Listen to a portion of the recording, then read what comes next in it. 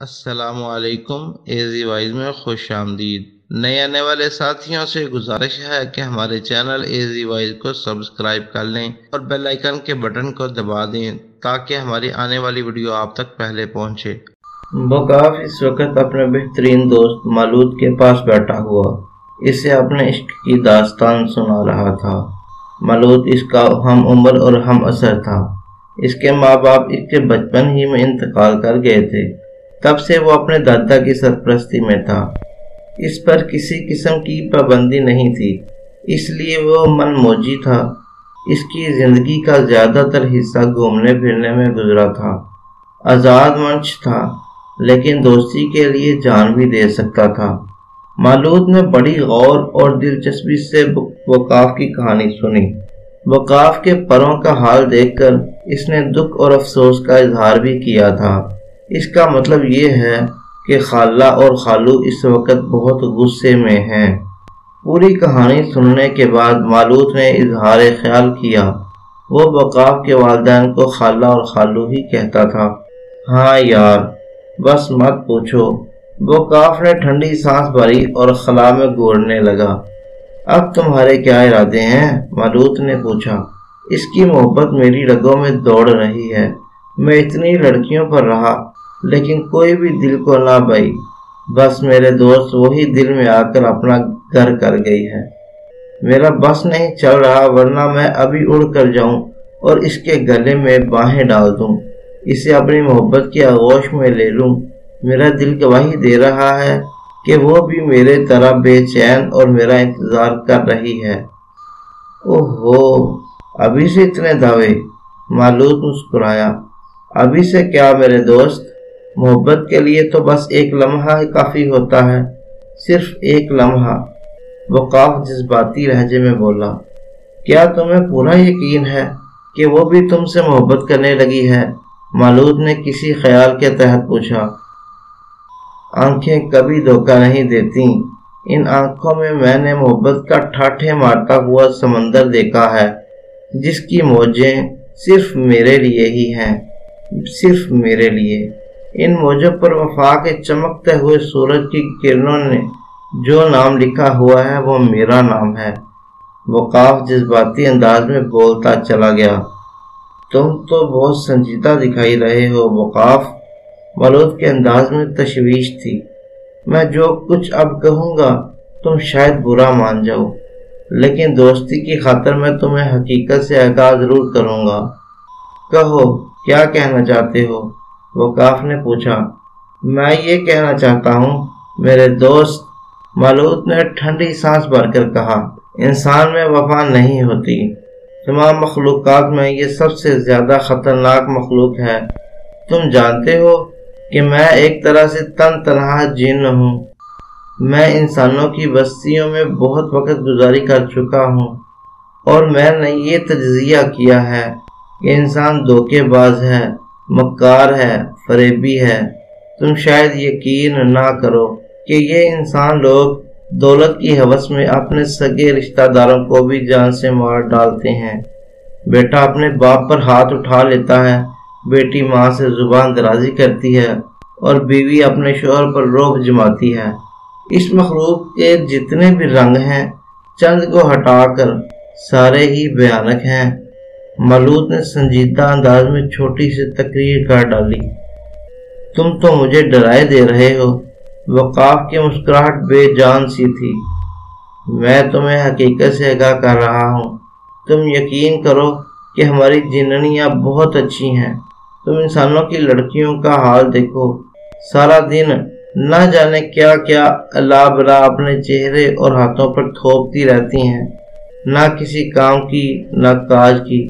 اگر ماں نے کوئی کام کہہ دیا تو ان کا منہ بن گیا۔ مہینے بھر کا ان کے صرف چہرے کا خرچہ ہزاروں روپے کا ہوتا ہے، باقی جسم تو علیحدہ ہے، اسی لیے وہ لوگ زیادہ حسین بھی لگتی ہیں اور تمہارے جیسے کئی جن ان کے عاشق ہو جاتے ہیں۔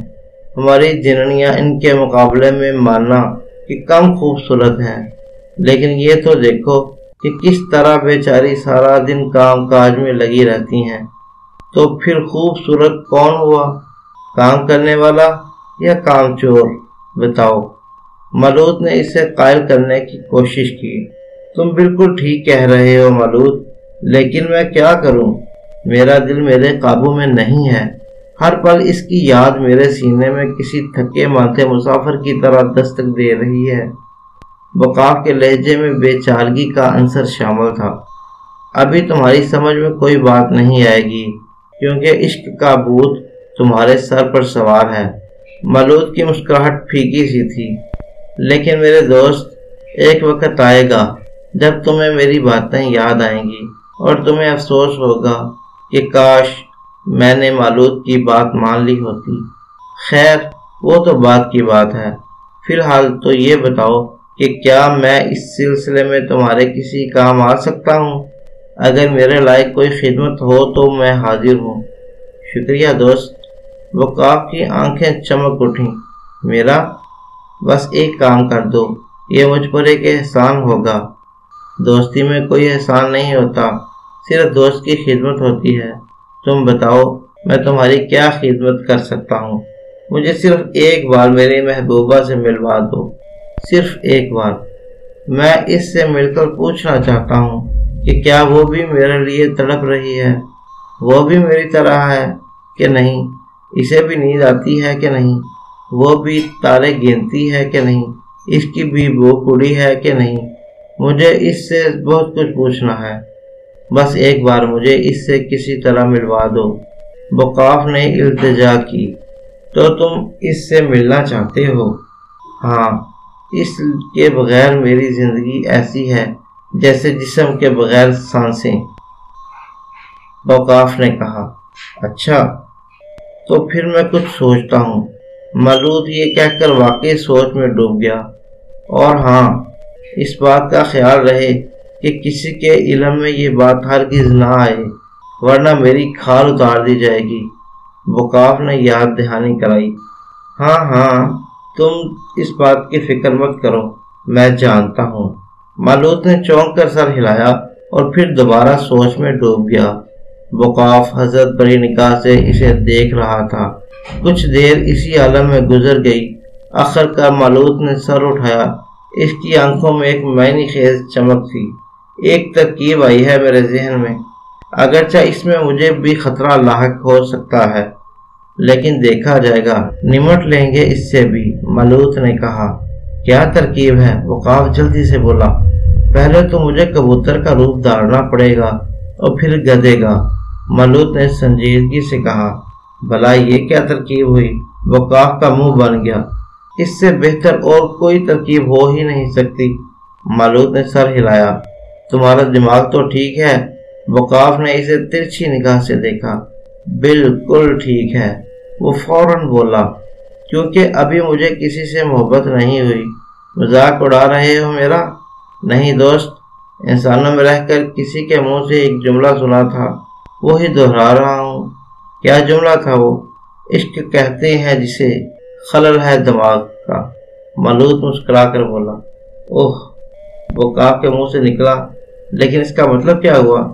معلوم نہیں، ملوط نے کندھے اچکائے۔ خیر، ہاں، وہ ترکیب تو درمیان میں ہی رہ گئی، وقاف نے یاد دلایا۔ کبوتر اور گدھے والی، ملوط نے مسکرا کر پوچھا۔ ہاں وہی، وقاف نے ہونکوں کی طرح گردن ہلا دی۔ بتاؤں گا، ملوط نے گردن ہلائی۔ پہلے تم مجھے ایک بات بتاؤ۔ ہاں پوچھو، وقاف نے کہا۔ ذرا سوچ سمجھ کر جواب دینا۔ ملوط کا انداز ڈرامائی تھا۔ تم پوچھو۔ وہ بے چین ہو گیا۔ یہ بتاؤ کہ آگ اور مٹی کا ملاپ ممکن ہے؟ ملوط نے سوال کیا۔ وقاف نے چونک کر اس کی طرف دیکھا۔ چند لمحے خاموشی رہی۔ وقاف اس دوران ملوط کو ٹکر ٹکر دیکھتا رہا۔ ملوط نے گھبرا کر کہا، کیا تم ناراض ہو گئے؟ میری بات تمہیں بری لگی؟ نہیں ملوط، ایسی کوئی بات نہیں۔ وقاف کے ہونٹوں پر بجھی بجھی سی مسکراہٹ آ گئی۔ تو پھر تم نے میری بات کا جواب نہیں دیا؟ تمہاری بات کا جواب؟ ہاں، جواب یہ ہے کہ ملاپ تو واقعی ممکن نہیں ہے، مگر ہوگا کیا؟ زیادہ سے زیادہ یہ کہ مٹی کو آگ پر ڈال دیا گیا تو آگ بجھ جائے گی، بس، اس سے زیادہ کیا ہو سکتا ہے؟ وقاف نے پرسکون انداز میں کہا۔ آگ بجھے گی کیوں؟ آگ تو جلا دیتی ہے، ملوت نے بتایا۔ جلانے کے لیے آگ کو خود بھی تو جلنا پڑتا ہے۔ میرے دوست، یہ بات کیوں بول رہے ہو؟ وقاف مسکرایا۔ ملوت خاموش ہو گیا، ایک ٹھنڈی سانس بھری۔ ہاں، تم ترکیب بتا رہے تھے، وقاف نے تھوڑی دیر بعد پوچھا۔ کبوتر اور گدھے والی؟ ملوت ہنسا۔ ہاں، معلوم تو ہو کہ کبوتر کون ہے اور گدھا کون ہے؟ دونوں ہی میں ہوں، ملوت نے سر ہلایا۔ سب سے پہلے مجھے کبوتر بن کر تمہارا پیغام اس لڑکی تک پہنچانا پڑے گا تاکہ وہ بروقت اپنی چھت پر آ جائے، اور پھر چونکہ تمہارے پر کٹ چکے ہیں اس لیے تمہیں اپنے اوپر سوار کر کے اس کی چھت پر لے جانا پڑے گا۔ اسی طرح ہوگی تم دونوں کی ملاقات۔ آئی عقل میں؟ زندہ باد ملوت، زندہ باد۔ وقاف کی آنکھیں چمک اٹھیں اور جوش سے بولا۔ ارے ارے، ملوت گھبرا گیا۔ میں انسانوں کا سیاسی لیڈر ہرگز نہیں ہوں جو تم اس طرح نعرے لگا رہے ہو۔ وقاف ہنس پڑا۔ وہ کافی حد تک خوشگوار موڈ میں تھا۔ اور اب تم جلدی سے اپنی محبوبہ کے نام ایک محبت نامہ لکھ دو تاکہ میں وہ اس تک پہنچا دوں، اور ہاں، ملنے کا وقت بھی لکھ دینا، ملوت نے کہا۔ محبت نامہ؟ وہ کیسے لکھتے ہیں؟ ملوت نے حیرت سے پوچھا۔ اوہو، ملوت جھنجھلایا۔ کیسے عاشق ہو یار؟ انسانوں میں محبت کی شروعات ہی محبت نامے سے ہوتی ہے۔ شروع میں یہی چلتا ہے، بعد میں محبوب اور محبوبہ دونوں ہی چغل ہو جاتے ہیں۔ مگر میں کیا لکھوں؟ وقاف اب بھی الجھن میں تھا۔ بتا دوں گا، 2-4 فضول قسم کے شعر بھی ٹھونکنے ہوں گے، وہ بھی حد درجے ضروری ہوتے ہیں، ملوت نے بتایا۔ پھر وہ چونکا۔ ارے ہاں، تم نے اپنی محبوبہ کا پتہ تو بتایا ہی نہیں۔ برکت صاحب اپنی بیگم کو حکیم طولانی کی رپورٹ سے آگاہ کر دیا۔ ماں پارا اپنے کمرے کا رخ کر چکی تھی۔ گلبانو منہ پھاڑے اپنے میاں کی شکل ہی دیکھتی رہ گئی۔ پھر ان کے منہ سے نکلا، کیا بالکل ہی دماغ خراب ہو گیا ہے میرا؟ برکت صاحب آنکھیں نکالیں۔ جی نہیں، وہ تڑ سے بولی۔ ان طبلہ نواز حکیم کا، ان کا بھی ٹھیک ہے، برکت صاحب نے سر ہلا کر بتایا۔ نہ تو ان کے بال کھچڑی تھے، نہ لباس میلا چلا تھا، اور نہ ہی منہ سے کف بہ رہا تھا۔ توبہ ہے آپ سے بھی، وہ جھنجھلا گئیں۔ پاگلوں کا پورا نقشہ کھینچ کر رکھ دیا۔ میں تو محاورتاً کہہ رہی تھی۔ اچھا چھوڑیے، اور ماں پارا کے بارے میں سنجیدگی سے غور کیجیے۔ اگر اس بیماری کا علاج واقعی شادی ہے تو جلدی سے کسی لڑکے کا انتظام کیجیے، دیر کرنا مناسب نہیں ہے۔ ان کے لہجے میں تشویش تھی۔ تم ٹھیک کہتی ہو۔ اچھا یہ بتاؤ، لڑکا ڈیکوریشن کی دکان پر مل جائے گا؟ آپ نے پھر مذاق میں بات ڈال دی۔ گلبانو نے نگاہ ترچھی کی۔ اچھا، ناراض مت ہو، وہ بولے۔ میں کچھ کرتا ہوں، اور ہاں، یہ بتا دوں کہ میں خاندان میں ہرگز بات نہیں چلاؤں گا۔ کیوں؟ خاندان میں کون شادی کرتا ہے؟ جس کے منہ سے سنو وہ یہی کہتا ہے کہ غیروں میں شادی کریں گے، پھر میں کیوں اپنوں میں کروں؟ برکت صاحب نے اکڑ کر کہا۔ آپ طنز کر رہے ہیں۔ بات یہ ہے کہ خاندان میں سب کے عیب معلوم ہوتے ہیں، اور غیروں میں عیب شادی کے بعد کھلتے ہیں۔ میں دیکھتا ہوں، شہر میں میرے کئی جاننے والے ہیں، میں ان سے تذکرہ کروں گا۔ ماشاء اللہ سے ہماری لڑکی لاکھوں میں ایک ہے، کوئی نہ کوئی ہونہار لڑکا مل جائے گا۔ تو پھر جلدی سے ہم اس مہم پر نکل جائیں۔ اور بے تابی کے عالم میں بولی، چھری کے نیچے دم لو ذرا، اپنی بیٹی سے بھی تو معلوم کر لوں۔ برکت صاحب نے مشورہ دیا، اس سے بعد میں پوچھ لیا جائے گا، آپ کام تو شروع کرو۔ برکت صاحب نے پرخیال انداز میں سر ہلا دیا۔ محلے والوں کو جلدی ہی یقین آ گیا کہ گاگے شاہ نے اسیب کو قصبے سے مار بگایا ہے۔ دراصل ایسے ہی اندازہ ہو رہا تھا۔ پہلے تو ایک سوگواری کی فضا قائم رہا کرتی تھی، لیکن اب کچھ دنوں سے یہاں رونق سی آ گئی تھی۔ در و دیوار بھی سکون کا سانس لیتے ہوئے محسوس ہو رہے تھے۔ سب ہی خوش تھے، اور گاگے شاہ برکت صاحب کو ڈھیروں دعائیں دے رہے تھے۔ برکت صاحب گھر سے باہر نکلتے تو لوگ پہلے کی نسبت اور بھی زیادہ عزت کرتے۔ صرف چچا تندوری کو خونی بلا شمولہ کے باغ جانے کا افسوس تھا۔ ان کی حسرت ہی رہ گئی کہ وہ بلا کو طبیعت سے کوٹتے، بالوں سے پکڑ کر منجائی کرتے اور بھی بہت کچھ کر گزرتے، مگر افسوس حکیم طولانی کی نظم ابھی تک زیر تعمیر تھی۔ انہوں نے تہیہ کیا تھا جس دن بھی غزل مکمل ہوئی وہ اپنے گھر پر باقاعدہ مشاعرہ کروائیں گے، جس میں مہمان خصوصی گاگے شاہ ہوں گے۔ وہ جلد ہی یہ محفل سجانے والے تھے۔ ادھر ایک بار پھر قصبے کی رونق بحال ہونے سے شبن خیراتی کی چاندی ہو گئی تھی۔ خیراتی ہوٹل میں رات گئے تک محفلیں سجتیں، خوب چائے پانی کا دور چلتا اور کاؤنٹر کے قریب لگے ہوئے اسپیکروں سے پرانے انڈین گانے گونجتے رہتے۔ مکھیوں کی بنبناہٹ کا ایسا سما رہتا اور اب واقعی قصبہ نورس اپنی پرانی جون پر آ گیا تھا۔ وہی قصبہ نورس جہاں زندگی اپنے خوبصورت رنگوں میں وقت کی ڈال پر مہکتی تھی تازہ گلاب کی طرح۔ بہت خوبصورت تھا وہ کبوتر۔ اتفاقاً ہی ماں پارا کی نظر اس پر پڑ گئی۔ وہ نیم کے درخت کے پاس نہ جانے کب سے منڈلا رہا تھا۔ ماں پارا اس وقت گل بانو کے ساتھ صحن میں بیٹھی ہوئی تھی۔ گل بانو دوپہر کے کھانے کی تیاری کے لیے دال بین رہی تھی۔ اچانک ہی گل بانو نے ماں پارا کو تھال تھمایا اور یہ کہہ کر اٹھ کھڑی ہوئی، لو ماں پارا، ذرا دال کا کچرا نکالنا، میں ذرا چاول دیکھاؤں۔ ارے کچھ کام کیا کرو، ہر وقت منہ لٹکائے بیٹھی رہتی ہو۔ یہ کہہ کر گل بانو چلی گئی۔ ماں پارا کا لٹکا ہوا منہ کچھ اور لٹک گیا۔ گل بانو کے جاتے ہی ایک آواز اس کے کانوں سے ٹکرائی، گڈرگوں گڈرگوں۔ اس نے چونک کر اوپر دیکھا اور دیکھتی ہی رہ گئی۔ کسی عمدہ نسل کا کبوتر تھا وہ۔ ماں پارا اپنی زندگی میں ایسا کبوتر نہیں دیکھا تھا۔ جیسے ہی ماں پارا اس طرف متوجہ ہوئی وہ اپنے پر پھڑ پھڑاتا ہوا اس کے قریب آیا۔ ماں پارا نے دیکھا اس کے سر پر 2 چھوٹے چھوٹے سیگ بھی تھے۔ اس سے قبل کہ وہ حیران ہوتی، کبوتر نے بجلی کی سرحد سے اپنا ایک پنجہ کھول دیا۔ فوراً ہی ایک چھوٹا سا رول نما کاغذ ماں پارا کی گود میں آ گرا۔ وہ اچھل پڑی، پھر بے ساختہ کبوتر کی طرف دیکھا۔ کبوتر نے گویا گردن ہلائی اور اپنے پروں کو پھڑپھڑا کر تیزی سے اڑ گیا۔ چند ہی لمحوں میں وہ فضا میں غائب ہو چکا تھا۔ ماں پارا گم سم سی رہ گئی۔ کبھی وہ آسمان کی طرف دیکھتی اور کبھی اس کاغذ کی طرف۔ دل کی ایک عجیب سی کیفیت تھی، شاید دھڑکنیں بھی بے ترتیب ہو گئی تھیں۔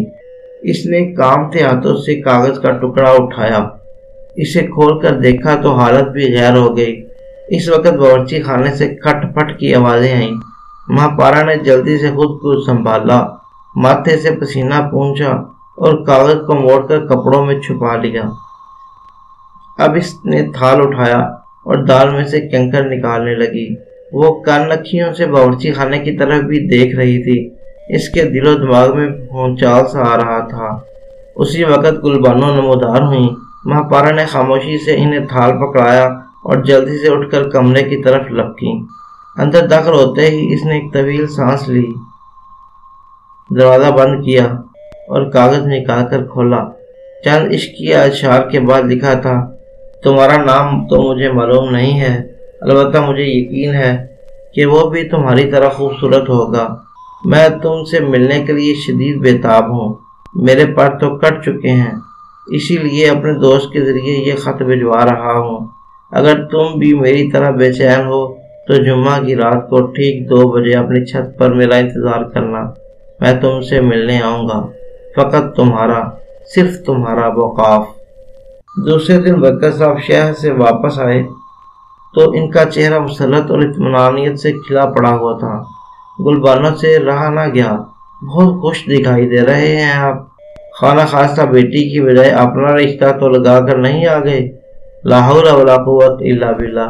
بیگم، وہ جھینپ گئے، تم اس قدر صاحب گوئی سے کام لیتی ہو کہ بس۔ ارے تو کیا واقعی وہ چونک گئی؟ مذاق کر رہا تھا، وہ ہنسے۔ مومن وہی ہے جسے سانپ ایک بار ڈس لے، اب کبھی بھول کر بھی وہ دوبارہ یہ حماقت نہیں کر سکتا۔ ہاں تو میں اس لیے خوش ہوں کہ میں اشرف الدین سے ماں پارا کی بات کر آیا ہوں۔ وہ چونکی، آپ تو کل کسی سلیم کی بات کر رہے تھے۔ اوہو، اشرف الدین اس کے باپ ہیں۔ اچھا، گل بانو نے سر ہلایا۔ میں سمجھی کہ بس وہ ہاتھ اٹھا کر بولے، اپنی سمجھدانی آپ باورچی خانے تک محدود رکھو تو اچھا ہے۔ انہوں نے کہا کیا؟ وہ بےتاب تھیں۔ بس قسمت کی بات کہہ لو، جوڑے واقعی آسمانوں پر بنتے ہیں۔ وہ خود بھی اپنے لڑکے کے لیے کسی مناسب رشتے کے خواہاں تھے۔ میں نے ماں پارا کا تذکرہ کیا تو انہوں نے فوراً ہی ماں پارا کو دیکھنے کی خواہش ظاہر کر دی۔ اب وہ لوگ اتوار کو ہمارے گھر آئیں گے۔ برکت صاحب نے تفصیل بتائی۔ اوہ، آج بدھ ہے، یعنی 4 دن بعد۔ ہاں، کافی وقت ہے۔ کل سے ہی گھر کی صفائی ستھرائی وغیرہ کا کام شروع کر دو۔ ماں پارا کو بھی لگاؤ اپنے ساتھ۔ لیکن یہ تو بتائیے کہ لڑکا کرتا کیا ہے؟ سپر مارکیٹ میں کپڑے کی دکان ہے اس کی، اور کیا چاہیے؟ سیدھا سادہ سا کاروباری ذہن کا مالک ہے وہ لڑکا۔ دکان سے گھر اور گھر سے دکان، یہی ہے اس کی مصروفیت۔ اللہ نے چاہا تو ماں پارا ٹھاٹھ سے رہے گی انشاءاللہ، گلبانو کے منہ سے نکلا۔ اور ہاں، پھر کہہ دیتا ہوں، ماں پارا کو آگاہ کر دے، یہ ضروری ہے۔ تم سمجھ نہیں رہی ہو۔ اچھا، میں بتا دوں گی۔ انہوں نے حامی بھر لی۔ برکت صاحب سے فراغت ملی تو گلبانو ماں پارا کے پاس جا پہنچی۔ وہ اپنے کمرے میں لیٹی ہوئی شاعری کی کتاب پڑھ رہی تھی۔ گلبانو کو دیکھ کر اٹھ بیٹھی۔ ماں پارا کے چہرے پر اس وقت کھلے گلاب جیسی تازگی تھی۔ کافی خوش دکھائی دے رہی تھی وہ۔ کتاب میں لطیفے لکھے ہوئے ہیں؟ گلبانو نے اسے غور سے دیکھا۔ نہیں امی جان، وہ گڑبڑا گئی اور فوراً ہی کتاب پلنگ پر رکھ دی۔ مجھے تو ایسا ہی لگ رہا ہے، بہت خوش دکھائی دے رہی ہو۔ بس ایسے ہی امی جان، وہ خواہ مخواہ ہنس پڑی۔ انہیں بتاتی بھی کیا، دل میں امنڈتے والی مسرتیں تو چھپا کر رکھنی تھیں۔ اچھا، گلبانو نے ایک طویل سانس لی۔ اچھی بات ہے، اسی طرح خوش رہا کرو۔ جی امی، وہ سر جھکا کر بولی۔ گلبانو نے غور سے اس کا جائزہ لیا، پھر اس کے کندھے پر ہاتھ رکھ کر بڑے چاؤ سے بولی، ماں پارا، مجھے تم سے کچھ بات کرنی ہے۔ جی امی، کہیے۔ دراصل بات یہ ہے کہ اب تمہاری شادی ہو جانی چاہیے۔ تمہارے ابو نے ایک جگہ تمہاری بات ڈالی ہے، وہ لوگ تمہیں دیکھنے کے لیے اتوار کو ہمارے یہاں آئیں گے۔ جی؟ ماں پارا بونچ کی رہ گئی۔ اس کا چہرہ تاریک ہو گیا۔ کسی زہر آلود خنجر کی طرح یہ الفاظ اس کے کانوں سے ٹکرائے اور دل میں اتر گئے۔ تمہارے ابو کے دوست کا لڑکا ہے، ان کا دیکھا والا بھی ہے، بہت اچھے لوگ ہیں۔ تم دونوں ایک دوسرے کو دیکھ لینا تاکہ تمہارے دل میں بھی کوئی گلہ شکار نہ رہے۔ یاد رکھو، ماں باپ ہمیشہ اپنی اولاد کے لیے بہتر اور فائدہ مند فیصلہ کرتے ہیں۔ گلبانو نے پھر کہا، مگر سن کون رہا تھا؟ ماں پارا کا ذہن تو گویا آندھیوں کی زد میں تھا۔ وہ دل ہی دل میں چیخ رہی تھی، وقاف، وقاف، کہاں ہو تم؟ جلدی آؤ، ہماری محبت کی دنیا لٹ رہی ہے۔ وفاؤں کا تاج محل ریزہ ریزہ ہونے کو ہے، اسے بچا لو، آ جاؤ۔ وقاف ہڑبڑا کر اٹھ بیٹھا۔ نہ جانے وہ کس قسم کا خواب تھا جس نے اسے نیند سے جھنجھوڑ دیا، اسے یاد نہ آ سکا۔ ویسے بھی وہ بے وقت سویا تھا۔ تھوڑی دیر تک وہ گمسم سی کیفیت میں رہا۔ دل کی عجیب سی حالت تھی، نہ جانے کیوں اسے اپنی انسانی محبوبہ کی یاد بڑی شدت سے ستائی۔ وہ بےتاب ہو کر اٹھ کھڑا ہوا۔ اس کی ماں کھانا پکانے میں مصروف تھی، روناف بھی کہیں گیا ہوا تھا۔ وقاف خیمے سے باہر نکل آیا۔ شام ڈال رہی تھی، اس لیے گلی میں کافی چہل پہل تھی۔ وقاف نے محسوس کیا کہ دوسرے جن اس سے کرنے کی طرح رہے ہیں، اسے نظر انداز کر رہے ہیں۔ شاید اس کی وجہ وہ داستان تھی جو ایک انسانی وجود سے وابستہ تھی۔ وقاف نے ان کی آنکھوں میں ایک عجیب سی کیفیت دیکھی۔ ان آنکھوں میں کئی سوال تھے، لیکن وقاف سے ہم کلام کوئی بھی نہ ہوا تھا۔ وقاف لاپرواہی سے گردن جھٹک کر آگے بڑھ گیا۔ اب اسے ان لوگوں کی قطعی پرواہ نہیں تھی۔ وہ خیموں کے درمیان سے آگے بڑھ رہا تھا کہ یکدم ہی ایک خیمے کا پردہ ہٹا اور ایک مسکراتا ہوا نسوانی چہرہ دکھائی دیا۔ کیا حال ہے اجنبی؟ اس کا انداز چپتا ہوا تھا، آنکھوں میں ایک عجیب سی ویرانی چھپی ہوئی تھی۔ میں اجنبی کہاں ہوں گلچین، میں تو وقاف ہوں، اس نے کہا۔ گلچین ہنس دی، زخمی سی ہنسی تھی یہ۔ شکر ہے کہ تمہیں میرا نام یاد ہے، ورنہ میرے خیال سے تو بھولنے کی بہت عادت ہے، خاص کر اپنوں کو بھول کر تم پرائے لوگوں کو بہت یاد رکھتے ہو۔ کیوں؟ تو تم تک بھی خبر پہنچ گئی۔ خبر غلط ہے کیا؟ نہیں، بالکل درست ہے۔ اوہ، گلچین کا لہجہ مایوسانہ تھا۔ کاش غلط ہوتی۔ کیوں؟ وقاف نے اسے گھورا۔ تمہارے اس کیوں کا جواب میرے پاس ہے، لیکن میں دوں گی نہیں، کیونکہ بہت ساری باتیں کہی نہیں جاتی بلکہ محسوس کی جاتی ہیں۔ اگر کبھی کسی بھی دن تمہیں میرا احساس ہو جائے تو مجھ تک پہنچنے میں دیر مت لگانا، میں تمہارا انتظار کروں گی۔ ہاں، میں تمہاری منتظر رہوں گی جب تک زندہ ہوں۔ یہ کہہ کر گلچین پیچھے ہٹی اور پردہ برابر کر دیا۔ وقاف ہلتے ہوئے پردے کو تکتا رہ گیا۔ جنوں کا سردار اپنے عالی شان خیمے میں بیٹھا ہوا مزے سے کوکا کولا پی رہا تھا۔ ہر گھونٹ پر وہ آنکھیں بند کر کے طویل سانس لیتا اور گردن جھٹکنے لگتا۔ اس کی بیوی سامنے بیٹھی ہوئی برے برے منہ بنا رہی تھی۔ آخر سردار سے رہا نہ گیا، وہ بول اٹھا، کیا تمہارے دانت میں درد ہو رہا ہے؟ جی نہیں، بیوی نے اور بھی برا منہ بنایا۔ میں کچھ دنوں سے نوٹ کر رہی ہوں کہ آپ کوکا کولا کچھ زیادہ ہی استعمال کر رہے ہیں اور اپنے یہاں کا شربت خاص پینا بالکل ترک کر دیا ہے۔ مت پوچھو بیگم، سردار نے چسکارا بھرا، قسم سے، کیا ذائقہ ہے اس کا، واہ، اپنے شربت سے زیادہ اچھا تو نہ ہوگا۔ منہ لگنے کی بات ہے بیگم، انسان بھی کیا بلا ہے، کیا چیز ایجاد کی ہے کم بخت نے، دل بھرتا ہی نہیں ہے بلکہ کہتا ہے کہ اور۔ سردار ابھی تک کوک کے نشے میں ڈوبا ہوا تھا اور پھر اسے ایک زبردست قسم کی ڈکار آئی، ساتھ ہی اس کا چہرہ بگڑ گیا، جیسے کسی تکلیف میں مبتلا ہو گیا ہو۔ بس یہ خرابی ہے اس نے کراتے ہوئے بوتل کو دیکھ کر کہا، یوں لگتا ہے جیسے ناک کے راستے روح پرواز کر گئی ہو۔ اف! وہ بوتل کو ایک جانب رکھ کر لمبا لمبا لیٹ گیا۔ اس کی آنکھیں چھت کی طرف مرکوز تھیں۔ اس کی بیوی نہ جانے کیا کیا بڑبڑاتی ہوئی دوسرے کمرے میں چلی گئی۔ اسی وقت خادم اندر داخل ہوا اور سادر مندی سے ہاتھ باندھ کر بولا، سردار، آپ سے ملاقات کی غرض سے ایک وفد تشریف لایا ہے، اب آپ حکم صادر کریں۔ وہ تو میں بعد میں صادر کروں گا، سردار نے بنا کر اٹھتے ہوئے کہا، پہلے یہ بتاؤ کہ تم بغیر اجازت کیوں خیمے میں داخل ہوئے ہو؟ یاد ہے اس دن میں کتنی قابل اعتراض حالت میں تھا؟ مجھے یاد نہیں رہتا سردار، خادم نے خوش آمدی انداز میں دانت نکالے، معاف کر دیں۔ جاؤ، معاف کیا۔ سردار نے ہاتھ اٹھا کر فراخ دلی سے کہا، اب بتاؤ کہ کون آیا ہے؟ آپ سے ملاقات کی غرض سے کچھ لوگوں پر مشتمل ایک وفد آیا ہے، اس نے دوبارہ بتا دیا۔